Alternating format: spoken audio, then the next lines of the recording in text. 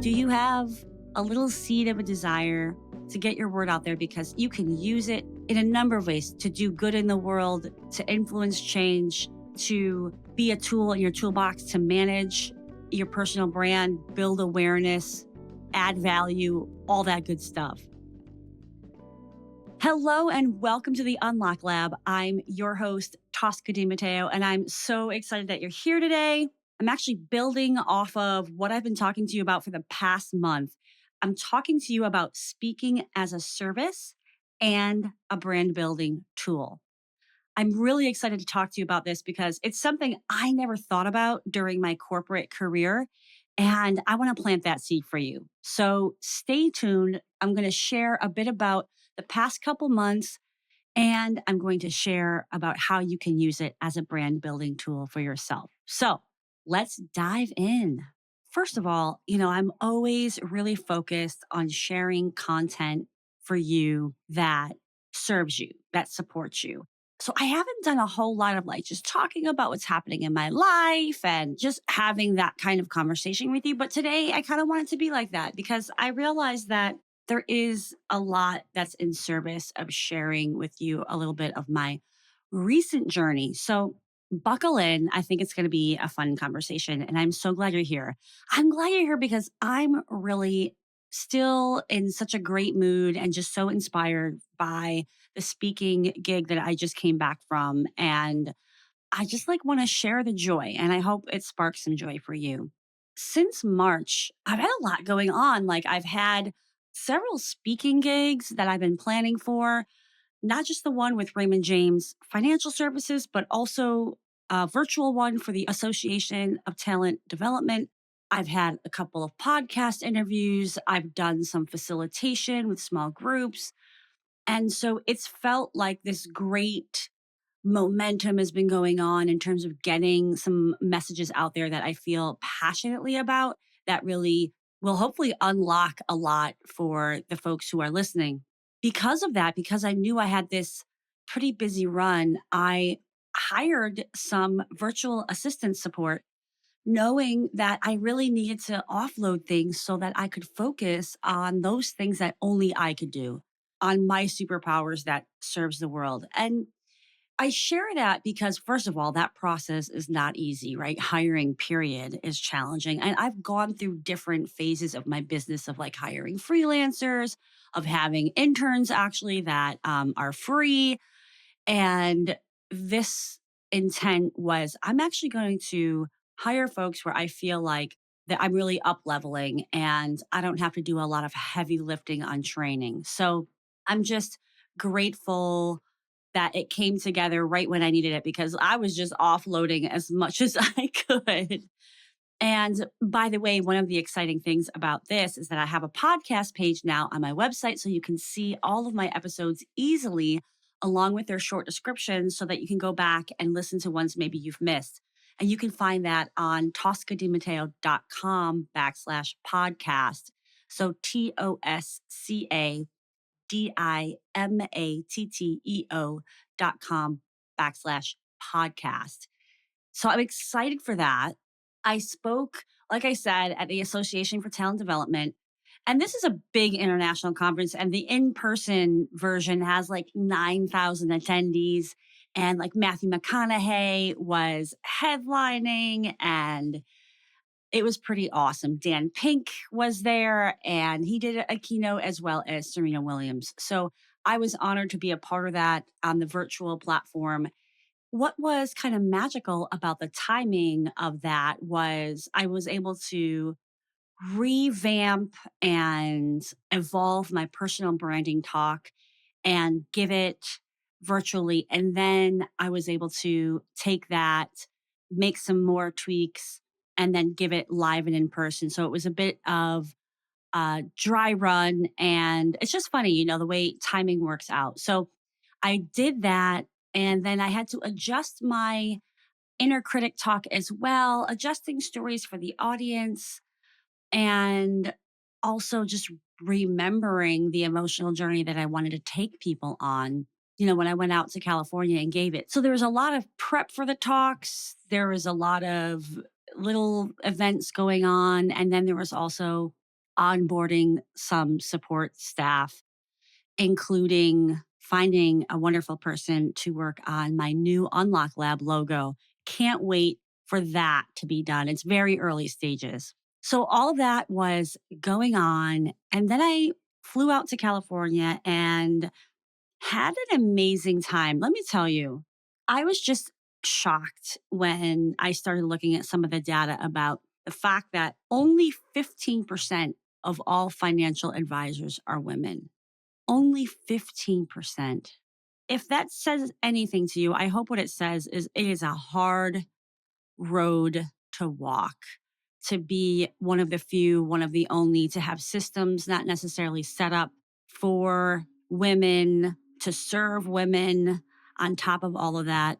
And you had a lot of people in the audience that had many years of experience. And I'm talking 10, 20, 30 or more years of experience. They were such a badass group of women.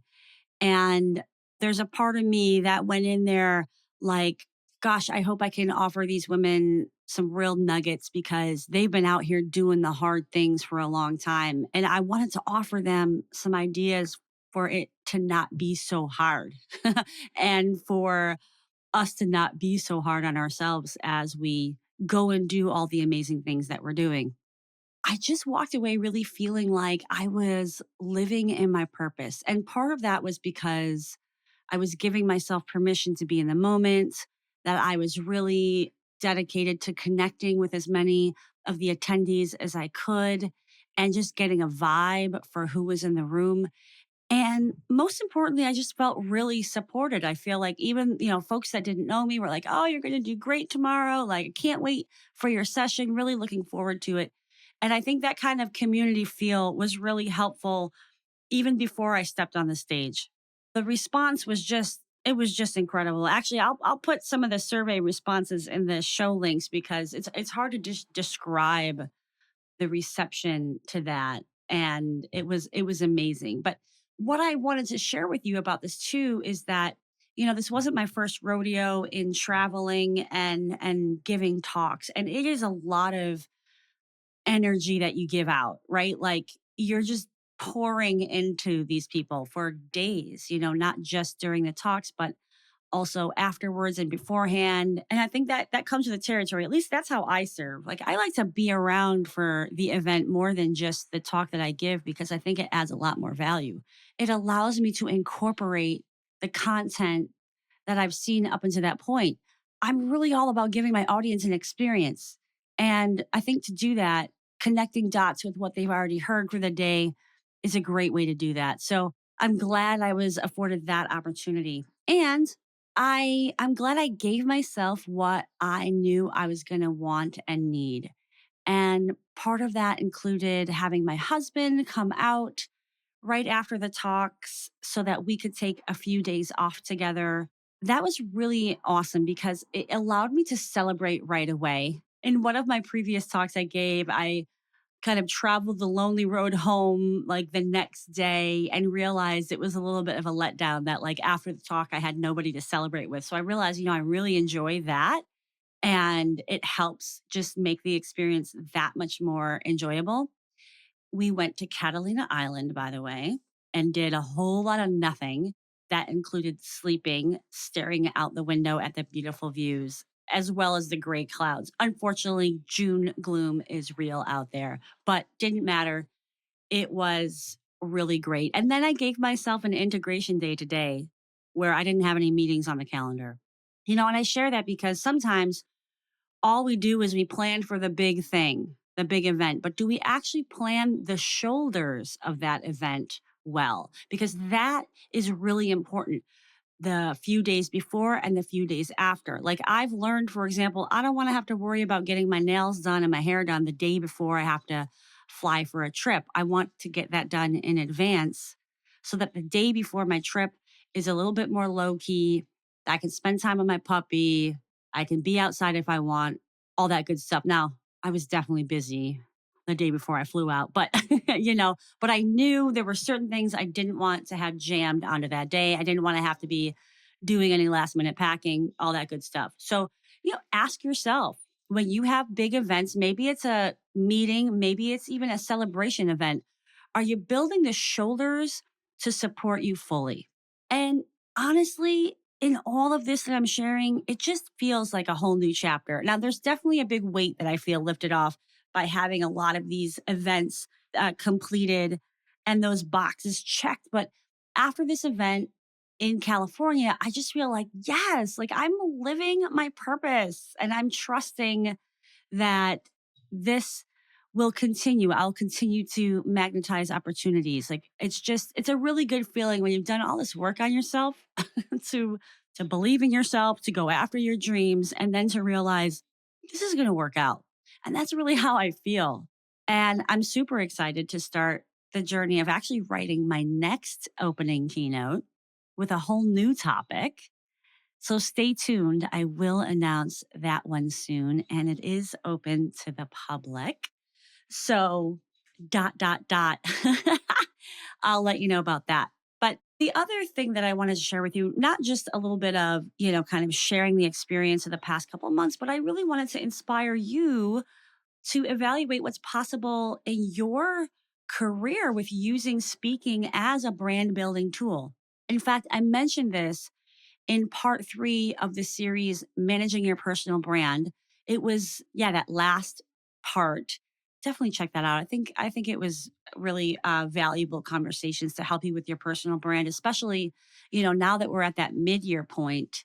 It's a great time to kind of reassess. But when I was in my corporate career, I didn't think about speaking. Like it didn't even cross my mind that that was something that I could do to get my voice out there, to share my expertise, to share my wisdom and my experience, as well as my inspiration. And I think that was because, well, a number of reasons, but I think primarily, you know what? People that were on panels and people that were got the opportunity to be in front of rooms were usually the ones with the big titles. And so, like, there was never really mentorship or an invitation. And so, I'm inviting you right now to evaluate the ways in which you can tell your story, share your expertise, and change the world and change people's lives. And you get to choose what that intent is, whether you want to get paid for it or not, whether you want to use it to build your brand and awareness or not, or if it's a give back thing. There's so many different like business models, that you can consider in terms of doing this work. But I think it's important for you to realize like you have value and your voice matters, and why not? And this can range from doing keynotes to starting a podcast to getting a few folks around a table and having and facilitating a conversation. It could be giving a lunch and learn at your place of employment or even a community center. The examples and the possibilities go on and on. And I've mentioned it in the past, but I'm a part of a speaker community called Innovation Women. And it's a great place for anybody with any level of experience of speaking to get resources, to be in community, and to do the doing of living your dream. So please ask yourself, has speaking been something that you want to do? Has sharing your story or your expertise been something that you wanted to do?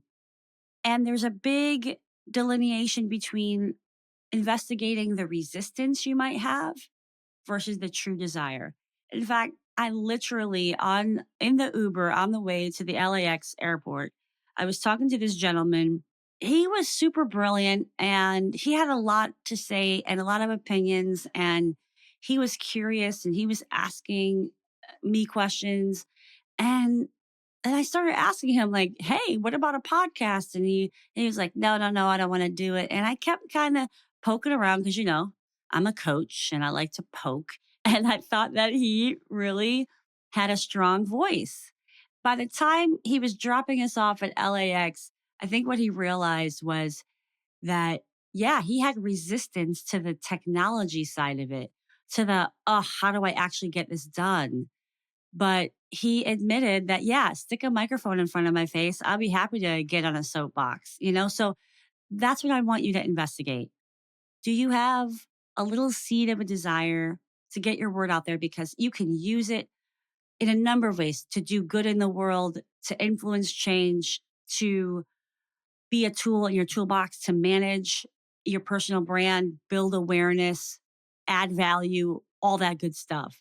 And, why not? We can just dive into a couple of thought starters about how does this work?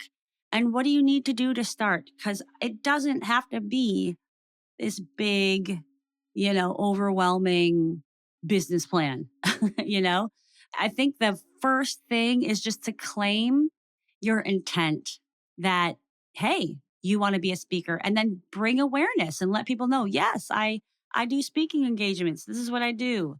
And tell your network. And I think a big part of this is, in my opinion, doing this work well involves checking your ego and really making it be about being of service. So, yeah, sure, maybe you have some goals of like building your personal brand, but at the end of the day, how you can actually start this work is to just honor who is it you want to serve and with what message and with what information.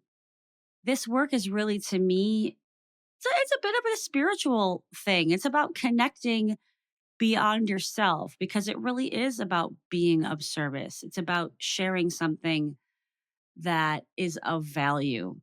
Some of this too is getting out of your own way and getting actually out of your head with it and allowing yourself to speak from the heart. And that's a beautiful way to start. Is just speak from the heart on something you're passionate about. And that can be with a friend, that can be with a coworker, and that can be with a group of people having margaritas and salsa and chips. I'm just saying. And for me, I built it as I went, like I didn't have this whole roster of tools in my toolbox. It's like when I realized I needed something, I created it. Oh, somebody needed a biography. Okay, let me create that. Oh, somebody needs a short description of the talk I'm going to give. Okay, let me do that. And by the way, it's okay if you write a short description of what you want to talk about before you actually write the whole speech or the whole presentation. In fact, I highly recommend not writing the whole thing first. Wait until you get the gig.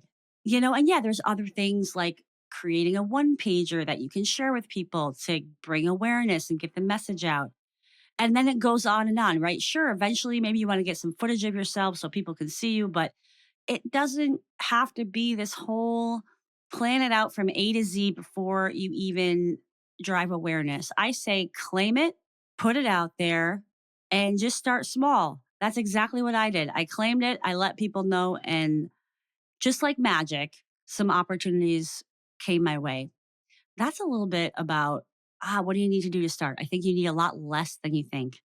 You need an audience of one. Hey, in this case, it's a podcast. I'm talking to you, but I'm also talking to my computer, right? If we just want to get real about it. So you can do this even without an audience. You can go on Instagram Live and start there. That's what I did, right? I had Talk About It Tuesday. I did 80 episodes where I just talked to people. And that was how I entered into speaking and using my voice to get my messages out there. I think the last bit around this kind of speaking exploration I want to share with you is that contrary to what you may think, it's not an individual sport. Yeah, sure, there's going to be some work that you do on your own, but building up this skill set, this particular service of yours, it's not done alone. Whether that's because you need the support to build the confidence, whether that's you need some audiences to practice on, whether that's you're having conversations with people to refine your point of view on whatever you're talking about.